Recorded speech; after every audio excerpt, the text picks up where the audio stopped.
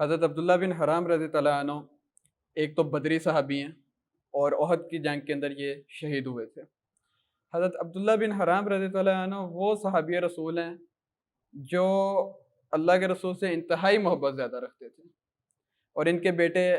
جابر بن عبداللہ رضی اللہ عنہ ایک مشہور صحابہ میں سے ایک ہے۔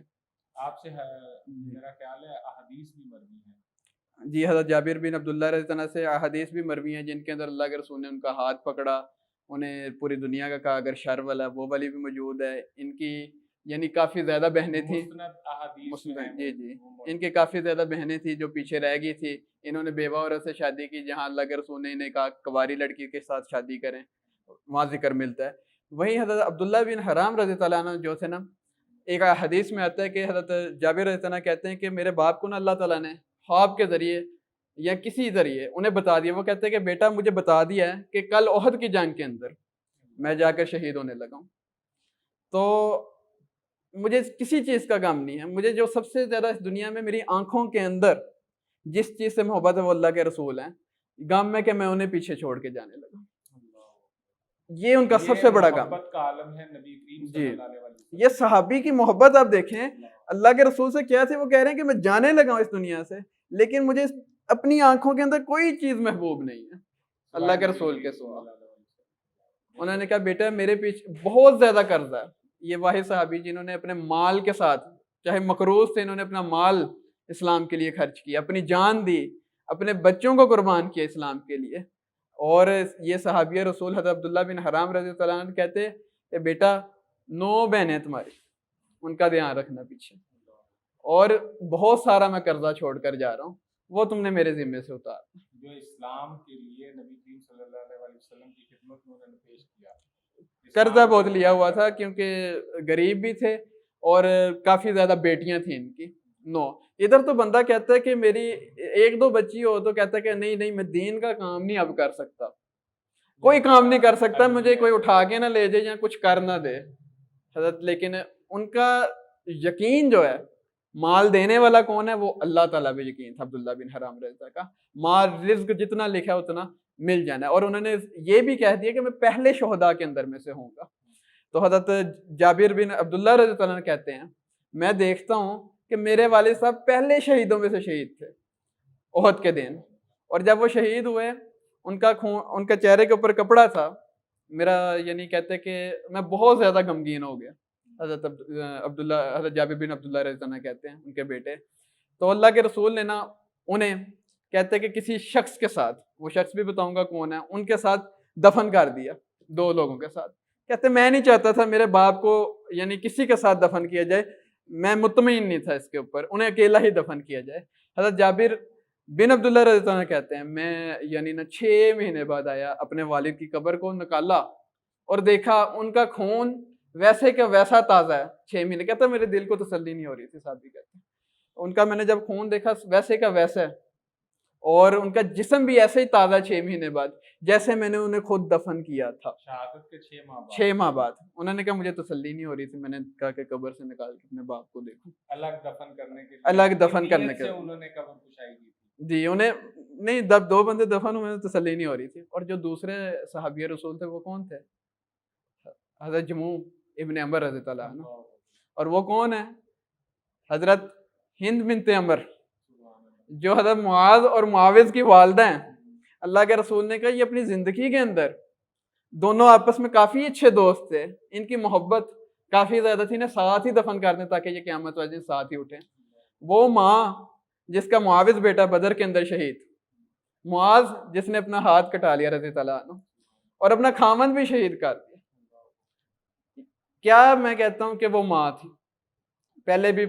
پچھلے جگہ بھی ان کا ذکر کر چکے ہیں، کیا عظیم عورت تھی وہ۔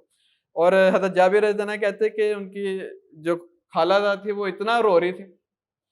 کہ حضرت جب شہید ہو گئے عبداللہ بن حرام رضی اللہ عنہ، ان کا پریشان نہ اللہ کے رسول نے کہا اس وقت عبداللہ بن حرام کو فرشتوں نے اپنے پروں کے ساتھ یعنی نہ کور کیا ہوا۔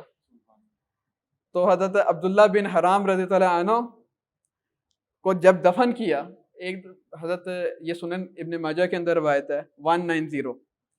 اور ابن حکم کے اندر، امام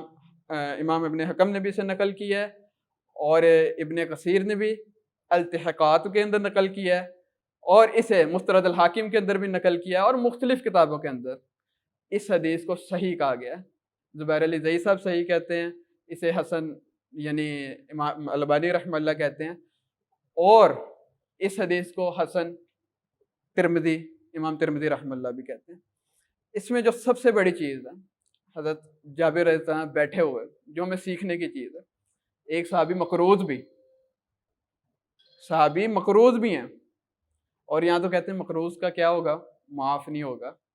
اللہ تعالیٰ ضامن ہے، جس نے اللہ کی راہ میں جان دے دی، اپنی جان سے بڑھ کے کیا ہے، اللہ حساب کتاب نہیں کرے گا، اللہ ضامن ہوتا ہے اس کا، شہید کا، کہ اللہ تعالیٰ یعنی مثال کے طور پہ جس کا قرضہ ہے اسے کوئی جنت کی کوئی ایسی چیز دے دے، یا کوئی چیز جس سے وہ اتر جائے قرضہ، اس طرح ہوگا، اللہ خود ضامن ہوگا، شہید کے لیے یہ بوجھ نہیں ڈالا جائے گا، اللہ تعالیٰ اس کا ذمہ لے گا۔ تو کہتے وہ بہت ایک پریشانی کے عالم میں بیٹھے ہوئے، تو قرضہ اتارنے بھی رسول اللہ، حدیث کے اندر ہے رسول اللہ نے مدد کی تھی، ان کا قرضہ بھی اتروایا سارا۔ اور حضرت حدیث کے الفاظ اردو میں تو ڈپریشن کوئی لفظ نہیں ہے، عربی میں تو موجود ہے، کیونکہ اردو نئی زبان ہے، عربی بڑی فصیح زبان ہے، اور انگلش بھی بڑی پرانی زبان ہے۔ تو اس کے اندر یعنی اللہ کے رسول نے جو شدید غم ہوتا ہے نا ڈپریشن کے کا، کہ اے جابر میں تمہیں دیکھ رہا ہوں، تم جیسے ڈپریشن کے اندر ہو، اتنے زیادہ پریشان ہو، کہتے ہیں کہ وہ 9 بیٹیاں پیچھے چھوڑ کے گئے ہیں، اتنا قرضہ ہے۔ تو اللہ کے رسول نے کہا کہ میں تمہیں حضرت عبداللہ بن حرام اللہ تعالیٰ نے تمہارے والد کے ساتھ جو معاملہ کیا ہے، کیا وہ نہ بتاؤں تمہیں معاملہ؟ وہ جب قبر کے اندر تھے، عبداللہ بن حرام رضی اللہ عنہ جب قبر کے اندر تھے، کہتے کہ اللہ تعالیٰ نے، اللہ کے رسول کہتے ہمیشہ کسی سے بھی بات کی ہے، کسی انسان سے بھی بات کی ہے تو ایک پردہ رکھ کر بات کی ہے اپنی بات۔ جیسے حضرت موسیٰ علیہ السلام جاتے تھے پہاڑ کے اوپر، تو اللہ تعالیٰ کیسے بات کرتا تھا؟ ایک پردے کے اندر بات کرتا تھا۔ لیکن حدیث کے اندر یہ واحد صحابی ہیں جن سے اللہ تعالیٰ نے اپنے تمام پردے ہٹا کر، حدیث میں آتا ہے، اور ایک حدیث میں آتا ہے ناک سے ناک جیسے مل گئی، ایسے دیکھ رہے تھے دونوں، ایسے ملے۔ یہ مکروہ صحابی، لیکن اللہ تعالیٰ صاحب کتاب ایسا تو نہیں کہہ رہا ان کے ساتھ، اللہ تعالیٰ نے اپنے تمام پردے ہٹا دیے، حدیث کے اندر آتا ہے، اور یہ حدیث بھی صحیح ہے۔ اور شہید کی اتنی فضیلت، اللہ تعالیٰ کہتے ہیں اے عبداللہ کیا چاہتا ہے مجھے بتا، مانگ میرے سے جو مانگتا ہے۔ تو حضرت عبداللہ بن حرام رضی اللہ عنہ کہتے ہیں کہ اللہ مجھے دوبارہ بھیج اس دنیا کے اندر تاکہ میں لڑوں اور قتل ہو جاؤں تیری راہ کے اندر۔ کیا انہیں مزہ آ گیا قتل ہونے کا، شہید ہونے کا مزہ آ گیا، شہید کی زندگی کی حقیقت کا پتہ لگ گیا، شہید کی خواہش ہی یہ ہے۔ اور حضرت عبداللہ بن حرام رضی اللہ عنہ جب یہ کہا، اللہ تعالیٰ نے کہا یہ میرا اصول ہے، جو اس دنیا سے آ جاتا ہے اسے میں واپس نہیں بھیجتا اس دنیا میں۔ تو حضرت عبداللہ بن حرام رضی اللہ عنہ کہتے ہیں اے اللہ تو اس طرح کر کہ میرے خاندان تک یہ خبر پہنچا دے، ایک تو کہ میں کافی اچھی حالت میں، یعنی رسول اللہ یہ بتا رہے ہیں، یہ پہنچ تو رہی ہے نا، ان کی خواہش پوری کر دی ایک تو، اور اللہ تعالیٰ ان پہ رحم کرے، حضرت عبداللہ بن حرام پہ ان پہ کروڑوں سلامتی کرے۔ انہوں نے ہمارے اوپر جو آئندہ آنے والے شہید ہیں اللہ سے ایک چیز مانگی، اے اللہ تو نے جو معاملہ میرے ساتھ کیا، تمام پردے ہٹا دیے، یہ آئندہ آنے والے شہیدوں کے ساتھ بھی کری۔ اور مصنف ابن ابی شیبہ کی ایک روایت بھی ہے اس کے اوپر، اللہ کے رسول نے کہا کہ 5 فضیلتیں شہید کو جزوی انبیاء کے اوپر، جس کے اندر ایک یہ ہے کہ شہید اپنے خون کا قطرہ گرتا ہوتا ہے، ایک تو جنت کا ذکر بھی ہے اور اللہ کو بھی دیکھ لیتا ہے، اللہ کو بھی دیکھ لیتا ہے۔ اور آپ حیران رہیں گے کہ میں کہتا ہوں، میں نے حدیث جب پڑھی نا، کوئی میری عمر 15-14 سال ہوگی جب میں نے یہ حدیث پڑھی، میں کہتا ہوں کہ صحابہ سے بڑھ کے موٹیویشن کیا ہے اسلام میں؟ یہ موٹیویشن سپیکر جو چورن اپنا بیچ رہے ہیں بیٹھ کے، جس میں سیلفش ہمیں بنا رہے ہیں اور مادیت کے پیچھے سیلفش بنا رہے ہیں۔ میں بتاؤں گا آپ کو سائیکولوجی آف منی کا کیا پرسپیکٹیو ہے اسلام کے اندر، اس کے اوپر پوری ٹاک ہوگی۔ جو صحابہ کرام رضی اللہ عنہ، میں جب یہ حدیث پڑھی، ایک 14 سال کا بچہ، اس کے دل سے موت کا ڈر ختم ہو گیا۔ کیوں نہ ہم صحابہ کی سیرت کو پڑھیں جس سے موت کا ڈر کے ہم سپر پاور بننے کی راہ میں چلیں گے۔ اب دیکھیں ایک انسان ہے، وہ جب بچپن میں ہوتا ہے کارٹون بڑے شوق سے دیکھتا ہے، ایسا ہی ہے نا کارٹون، وہ بہت شوق سے دیکھے گا، وہ اپنے خوابوں کی دنیا میں ہوتا ہے، اور جب بڑا ہوتا ہے کارٹون ایک دم سے کیوں چھوڑ دیتا ہے اور سیاست کی چیزیں کیوں دیکھتا ہے؟ کبھی آپ نے سوچا کہ وہ کب وہ اپنی زندگی کو ریلیٹ نہیں کر پا رہا ہوتا مشکلات کو کارٹون سے،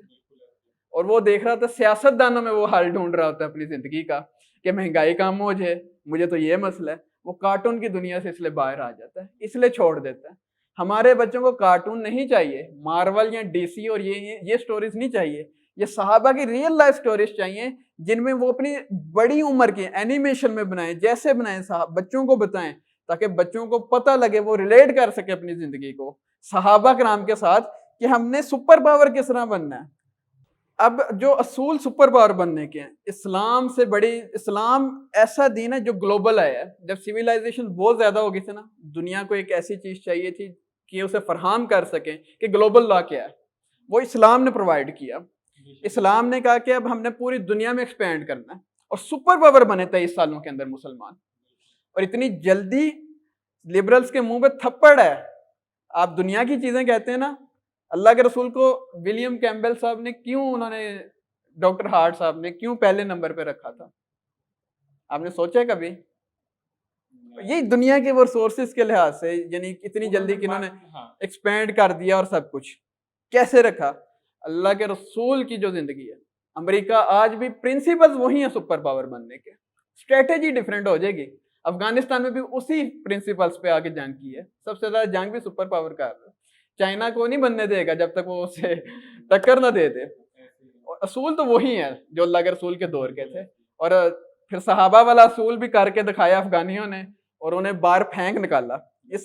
سپر پاور بننے کے اصول وہی ہیں، اور یہ صحابہ ہی کی زندگی ہمیں بتائے گی۔ جھوٹ تب بھی ویسے ہی بولا جاتا تھا، سچ تب بھی ویسے ہی بولا جاتا تھا، کھاتا میں تب بھی تھا ویسے ہی، نکالتا آج بھی ویسے ہوں اور کھاتا تب بھی ایسے تھا۔ پرنسپلز وہی ہیں، چیزیں اسٹریٹجی ڈفرینٹ ہو جائے گی جب دنیا کی چیزیں آئیں گی، جیسے ترقی ہوگی یا کچھ، اسٹریٹجیکل ڈفرینٹ ہوگا۔ پہلے تلوار چلا دینی، اب گولی چلا دینی، یا کہیں اور آ گئی ہیں، میڈیا وار ہے، کئی چیزیں آ جاتی ہیں۔ یہ صحابہ کرام کی جو زندگی ہے، ان سے ہمیں سپر پاور بننے کے جو اصول ہے نا، اور دین کو ایک نظام اعلیٰ کو نافذ کرنے کا، وہ صحابہ کرام کی ہی زندگی دے سکتی ہے، اور صحابہ کرام سے بڑھ کر کوئی موٹیویشن نہیں ہو سکتا آج کے دور کے۔